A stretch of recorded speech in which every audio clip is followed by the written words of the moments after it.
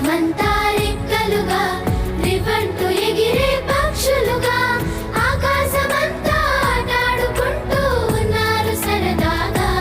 ఒకరేమో సీను ఒకరేమో జున్ను కలిసారే ప్రాణంగా కురిసారే వర్షంగా పాటేమో సీను ఆటేమో జున్ను ఒకటై ఎదిగారే మధురంగా.